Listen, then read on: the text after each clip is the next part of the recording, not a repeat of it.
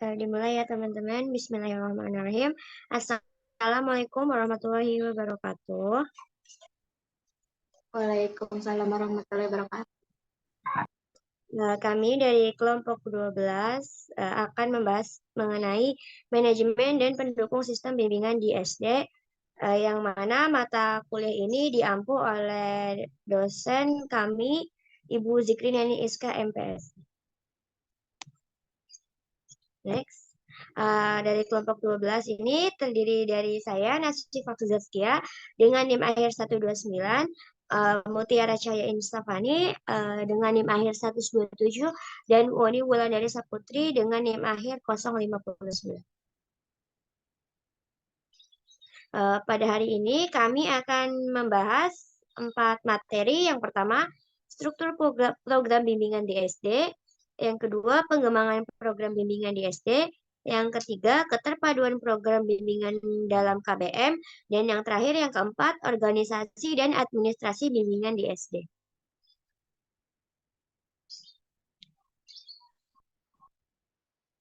Yang pertama itu materinya tentang struktur program bimbingan di SD. Next.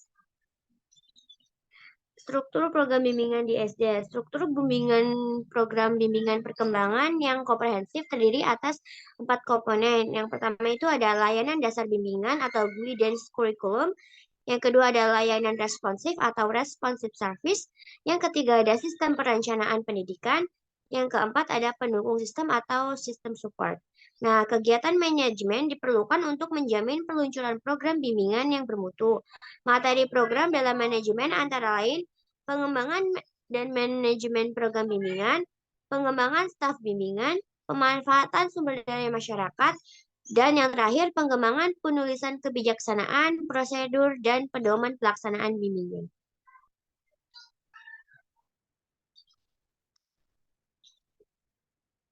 Layanan dasar bimbing itu tujuannya itu adalah membantu seluruh siswa dalam mengembangkan keterampilan dasar untuk kehidupan. Layanan dasar bimbingan dan konseling komprehensif memiliki cakupan dan urutan bagi perkembangan kompetensi siswa. Layanan yang diberikan dapat berupa bimbingan kelas dan bimbingan kelompok. Next. Layanan responsif. Nah, tujuan komponen layanan responsif itu adalah mengintervensi masalah-masalah atau kepedulian pribadi siswa yang muncul segera dan dirasakan saat itu, berkenaan dengan masalah pribadi, sosial, belajar, dan karir. Nah, layanan ini bersifat preventif dan remedial serta disesuaikan dengan kebutuhan anak. Teknik pemberian layanan berupa konseling individu, konseling kelompok kecil, referral atau alih tangan kasus, dan konselor kritis serta konsultasi.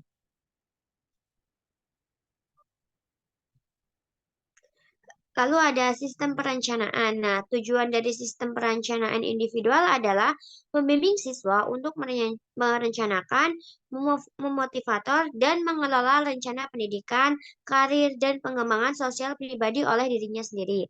Layanan perencanaan individual dan peminatan ini dapat diberikan melalui konseling individual, kelompok kecil, bimbingan kelas, manajemen kasus, maupun kolaborasi dengan orang tua atau wali.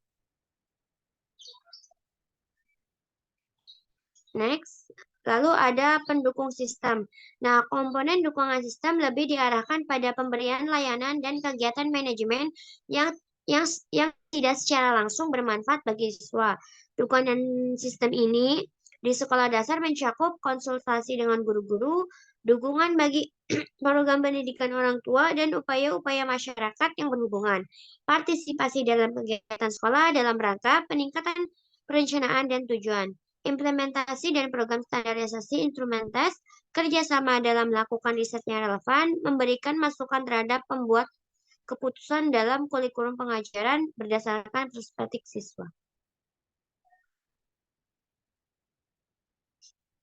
Nah, materi yang kedua tentang pengembangan program bimbingan di SD itu akan disampaikan oleh rekan saya, Woni Wulandari. Kepadanya dipersilakan.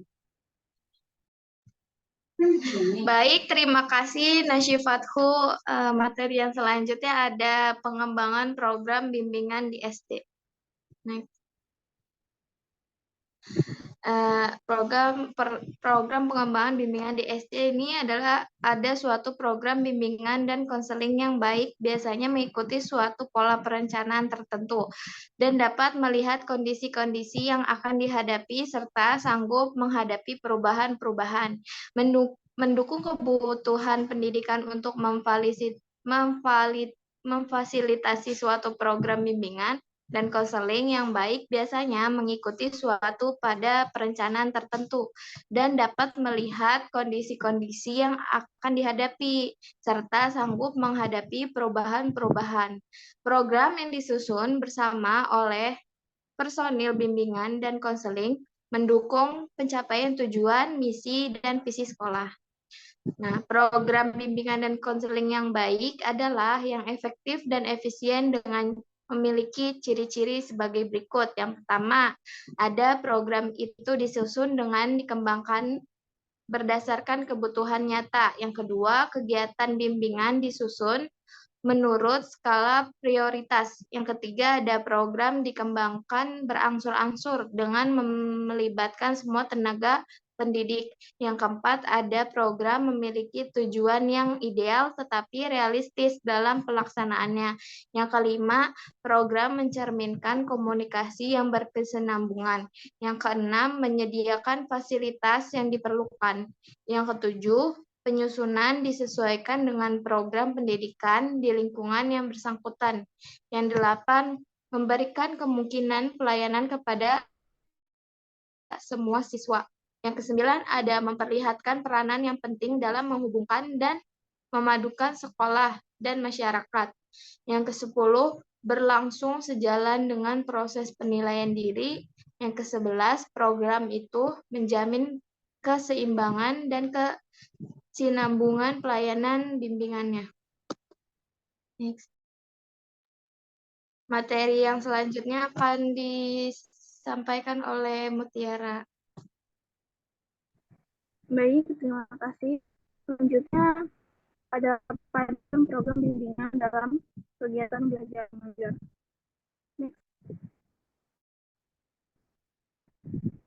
Kedua program bimbingan dalam kegiatan belajar mengajar menurut Sunario Kartadinata dan kawan-kawan pada tahun 2002, penyelenggaraan layanan bimbingan di sekolah dasar perlu mempertimbangkan aspek-aspek. Aspek yang pertama itu ada program. Jadi program apa yang akan disampaikan kepada siswa. Lalu selanjutnya ada aspek prosedur atau teknik. Teknik apa yang akan diberikan atau akan dipakai dalam kegiatan belajar mengajar.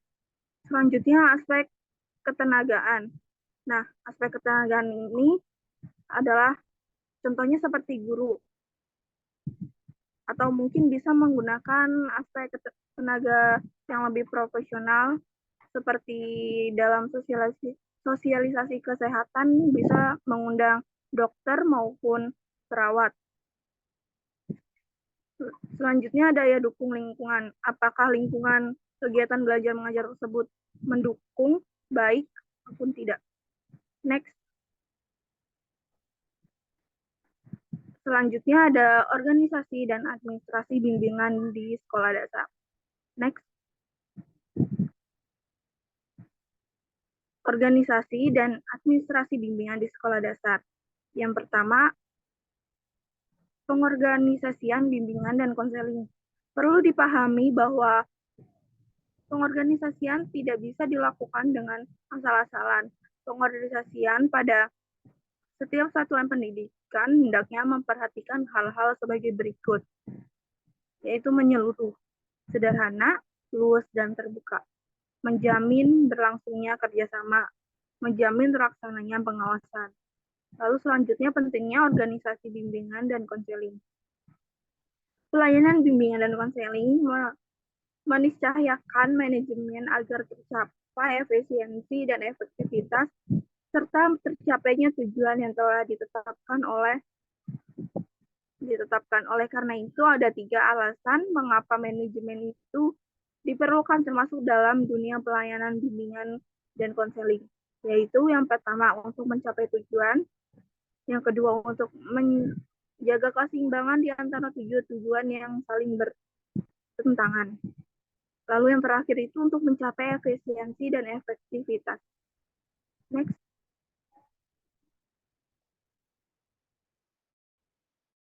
Lalu yang ketiga itu ada personil pelaksanaan pelayanan bimbingan dan konseling di sekolah dan tugas masing-masing personil pelaksanaan pelayanan bimbingan dan konseling di sekolah adalah segenap unsur yang terikat dalam organigram pelayanan bimbingan dan konseling di sekolah dengan koordinator dan guru pembimbing atau konselor sebagai pelaksanaan utamanya.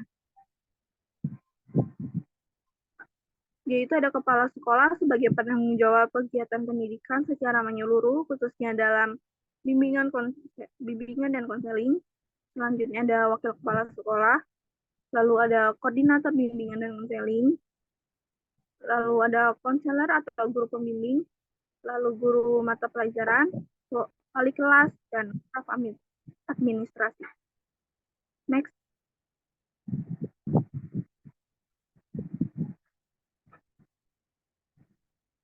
Baik, selanjutnya saya kembalikan kepada moderator. Terima kasih kepada Woni Wulandari dan Mutiara Cahaya Instafani yang telah memaparkan materinya hari ini. Terima kasih juga kepada Melia Ismi yang telah membantu kami dalam melakukan share screen. Mungkin cukup sekian yang dapat kelompok 12 paparkan materinya. Di antara teman-teman atau rekan-rekan ada yang ingin dipertanyakan, mungkin bisa disampaikan di kolom diskusi kita di Google Classroom. Cukup sekian. Mohon maaf apabila ada kesalahan. Wassalamualaikum warahmatullahi wabarakatuh.